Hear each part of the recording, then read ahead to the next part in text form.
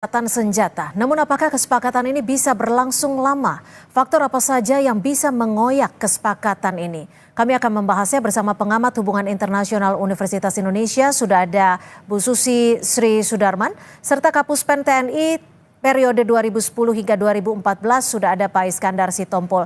Terima kasih Bu Susi, Pak Iskandar sudah menyempatkan waktu di Kompas Petang. Saya akan ke Bu Susi terlebih dahulu. Bu Susi, ada kesepakatan gencatan senjata. Menurut Anda, kesepakatan ini antara kedua belah pihak, Iran dan Israel, atau kesepakatan yang memang bisa dikatakan dipaksakan karena ada Amerika Serikat di situ? Jadi Donald Trump sebetulnya mengadakan pemboman itu untuk memuaskan Israel, tapi pemboman itu bersifat simbolik. Ternyata penetrasi bunker bombers itu hanya sampai 60 meter, sedangkan fasilitas nuklir Iran itu 90 meter di bawah, ya, di bawah pegunungan tersebut. Jadi satu hal yang hanya bersifat simbolik karena Amerika ingin mendamaikan dan memuaskan semua pihak, ternyata kan Netanyahu yang punya masalah di dalam negerinya menginginkan yang lebih, kemenangan yang lebih besar, yaitu menaklukkan Iran sama sekali, yang sebetulnya agak susah dibayangkan bisa terjadi ya. Karena kalau Iran porak-poranda dan akhirnya muncul wall rout juga akan mengganggu seluruh Timur Tengah. Jadi di sini ada masalah utama, Iran bersifat defensif, tapi Israel bersifat ofensif. Oke. Jadi kalau dua-duanya tidak sepakat, kalau ofensif dari Israel dijawab oleh ofensif dari Iran, tentunya tidak akan terjadi gencatan senjata karena memang tidak bisa memenuhi keinginan-keinginan yang bersifat sangat sentral dalam artian memikirkan diri sendiri. Israel hanya memikirkan diri sendiri dan menggunakan AS untuk melakukan pemboman, tapi sebetulnya dia masih menginginkan penghancuran Iran. Jadi di sini ya nggak bisa ketemu Oke. kayaknya. Oke, Pak Iskandar, kalau dilihat dari gencatan senjata yang saat ini memang disebutkan sudah disepakati kedua belah pihak, apa sih sebenarnya faktor-faktor utama bisa terrealisasi gencatan senjata ini? Jadi selamat sore buat semuanya, Bu Susi dan kita semua saja berada. Jadi untuk gencatan senjata ini tentunya harus ada yang menginisiasi satu negara yang kuat. Manakala negara itu nggak kuat, nggak bakalan didengar. Percaya sama saya. Apalagi kita tahu nih, budaya atau habitat dari dua negara ini, Israel sama Iran ini, memang dari dulu kan, dari 50 tahun, dari zaman-zaman dulu udah begini terus.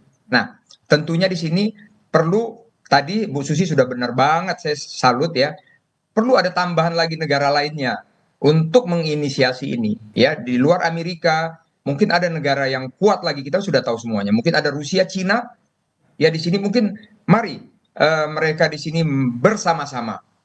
Walaupun gencatan ini memang sudah di media ataupun di statement dari Presiden Amerika Donald Trump sudah mengatakan bahwa sudah bertelepon dengan Netanyahu, sudah bertelepon dengan Iran dan lain sebagainya, dihadiri oleh wakil-wakil presiden mereka, menlu mereka, semua sudah oke.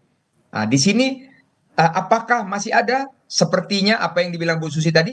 Ini bisa juga masih kejadian. Kenapa? Ini budaya tadi. Apa yang bisa kita buktikan? Sampai presiden kan itu Donald Trump marah ke Ya. Israel. Ya. Sampai ada kalimat yang kurang bagus, kita tahu semuanya. Sampai ada kalimat yang kotor di situ. Ya. Kenapa? Mereka ini masih juga.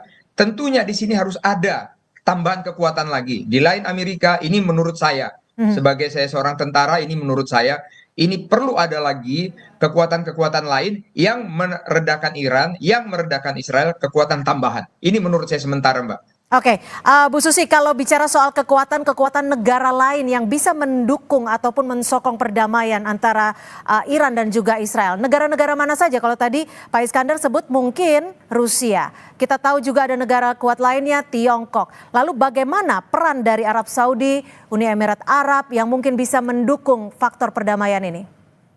Kita kembali aja kepada JCPOA ya. Perundingan yang berhasil dari Presiden Obama untuk memeriksa kondisi fasilitas nuklir Iran. Itu yang mendukung itu Rusia, China, European Union, Saya nggak ingat apakah ada negara Middle East, tapi tentunya kalau diajak negara-negara Middle East bisa diajak karena mereka kan sebagian sudah menandatangani Abrahamic Accord ya. Ya. Jadi kalau misalnya diajak oleh Amerika mungkin mereka mau ikut. Tapi masalah utamanya adalah Israel ini karena Israel merasa terancam oleh retorika yang datang dari Ayatullah Mhm. Khamenei ya bahwa Iran akan mengusir Ya. Israel dari bumi Hmm. bumi Middle East ya. Ya. Jadi sekarang hati-hati dalam beretorika karena itu panjang akibatnya. Hmm. Akibat itu tidak mudah dilupakan oleh orang-orang Israel, apalagi ada seorang Netanyahu yang sebetulnya dirundung oleh kasus korupsi. Kalau dia tidak terus berperang, masalah Gaza, masalah korupsi itu akan mencuat sebagai kriminalisasi dirinya sendiri. Jadi dia berkepentingan sangat untuk melanjutkan peperangan ini supaya orang lupa bahwa dia adalah orang yang penuh kejahatan ya yang bisa dihukum internasional maupun hukum di dalam negerinya. Oke, Pak Iskandar, kalau dilihat dari gencatan senjata saat ini sebenarnya bersifat fragile, artinya hanya sementara, atau bersifat permanen? Karena di sisi lain kita juga masih tahu kekuatan militer Amerika Serikat juga masih dipertahankan di sana. Jadi kalau menurut hemat saya ini alangkah indahnya. Ini permanen, diupayakan permanen. Kenapa Ya, saya katakan ya. demikian? Belakang negara ini mempunyai kekuatan-kekuatan yang sangat dahsyat. Contohnya, di sana mereka mempunyai semuanya nuklir. Hmm. Bayangkan kalau itu sampai diledakkan. Yang korban bukan mereka-mereka yang kata Bu Susi tadi. Oke lah, Netanyahu katakan tanda petik asumsi jahat, monggo silakan. Apakah itu Khamenei jahat, monggo silakan. Tapi mari kita berpikir secara holistik, secara komprehensif. Manakala ini tidak bisa dibendung, mereka mempunyai kekuatan yang begitu, walaupun mereka ini harusnya sudah terdaftar yang kata Bu Susi bilang di dalam controlling. Namun mereka ini kan kadang-kadang ada yang negara Israel itu dia mau disurvei dia punya nuklir, tapi Iran mungkin tidak mau. Seperti ini. Nah, ini sangat berbahaya kalau tidak diredakan. Korbanlah masyarakat begitu banyak. Kita bisa lihat bom atom di Hiroshima. Jepang. Bagaimana itu? Bahaya sekali. Kenapa? Nuklir ini kalau digandakan kekuatannya seperti bom atom. Ya. Itu akan kena radiasi, akan korban 75 tahun. Akan cacat orang semua 75 tahun. Itu kalau kita tinjau dari kesehatan manusia ini. Kita mau kemana ini sebenarnya? Ini kalau menurut saya. Jadi apapun kejadian, menurut saya semua negara harus hati panas kepala dingin mendamaikan ini. Karena ini negara-negara yang budaya maunya perang-perang terus. Dulu mereka belum punya nuklir, masih konvensional biasa. Sekarang mereka semua punya nuklir. Iran 50 tahun dia sudah merancang, dia menjalin, dia meneliti dan pengembangan tentang nuklirnya. Berarti sudah hebat. Di belakang-belakang ini juga bahaya sekali. Ini menurut saya, apapun kejadiannya, seluruh dunia harus merespon ini menuju tadi yang kata presenter tadi, harus bisa damai seterusnya. Kalau enggak ini sangat bahaya. Jadi tidak hanya bersifat sementara atau fragile, tapi bersifat permanen atau selamanya. Bu Susi, sebenarnya posisi Amerika Serikat dalam gencatan senjata ini seperti apa sih? Kita tahu bahwa ada coercive diplomasinya Presiden Trump. Tapi kita tahu juga bahwa Iran mengklaim bahwa Iran lah yang menang. Di sisi lain, Israel juga mengklaim bahwa Israel lah yang menang. Ini istilahnya dalam ilmu sosiologi adalah management of impressions atau mengelola kesan. Mengelola kesan itu bisa menggunakan teknologi informasi. Sebesar-besarnya dia melakukan komunikasi, itu akan menggambarkan satu pihak itu menang atau satu pihak itu sebetulnya kalah. Jadi di sini mungkin kalangan yang punya intelligence di Amerika melihat bahwa sebetulnya bunker buster bomb itu tidak sampai ke wilayah yang harusnya dibom habis. Jadi mereka masih penasaran gitu ya. Di samping juga punya pemimpin yang punya kriminalisasi. Jadi double lah.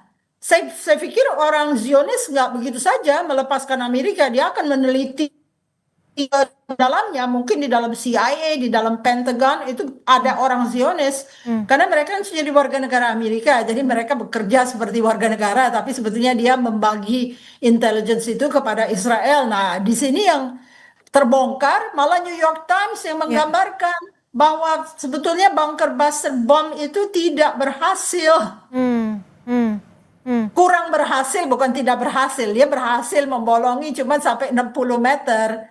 Sedangkan elemennya itu 90 meter di bawah tanah. Jadi sebetulnya mungkin ada yang membocorkan ya. Lalu Oke. membocorkan ini New York Times kan di New York itu penuh Artinya orang Yahudi, kekuatan yang nuklir mana yang Iran masih sangat penuh seperti itu ya Bu Susi ya?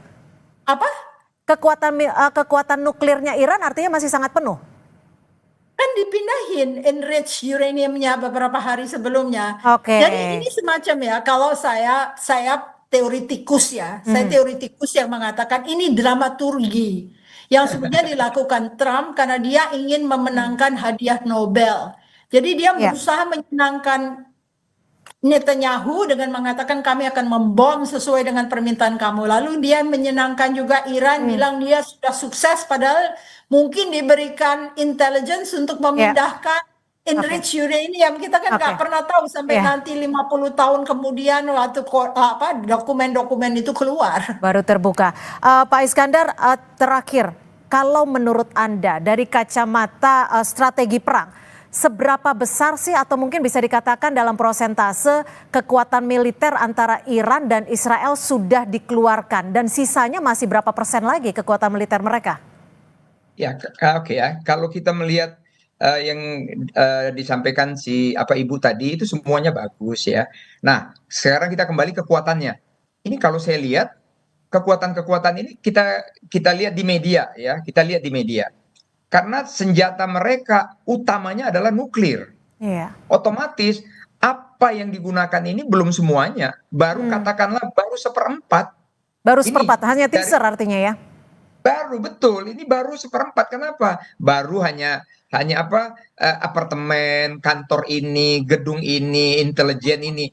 Tapi kalau sudah menggunakan kekuatan penuh, baru digunakan nuklir, nah itu baru penuh kita bilang. Tapi kalau ini sudah kejadian, ini sangat bahaya. Ya. Nah, jadi kalau ditanya berapa persen, ini kalau menurut saya baca di media, saya baca di perkembangan, saya baca kekuatan mereka mempunyai kekuatan nuklir, misalnya Israel. Kalau saya baca dari katalog-katalog itu, ada hampir 90, kalau nggak salah nanti saya dikoreksi Bu Susi, misalnya Amerika ada berapa ratus, 230 atau berapa, ini satu pun belum ada, baru yang ICBM, Intercontinental Ballistic Missile, baru yang kecil-kecil Mbak. Oke. Jadi kalau saya bilang ini baru permulaan, jadi baru ya pemanasan lah kalau menurut saya. Kalau sudah itu selesai dunia kita ini, Mbak. Artinya semua pihak, setiap negara harus sama-sama mendukung perdamaian antara Israel dan Iran secara menyeluruh agar gencatan senjata ini tidak bersifat sementara lagi. Terima kasih Pak Iskandar betul, Sitompul, Kapuspen TNI periode 2010-2014 dan juga Bu Susi Sri Sudarman, pengamat hubungan internasional Universitas Indonesia, sudah berbagi perspektif di Kompas Petang. Selamat sore. Selamat sore, terima kasih. Saudara, informasi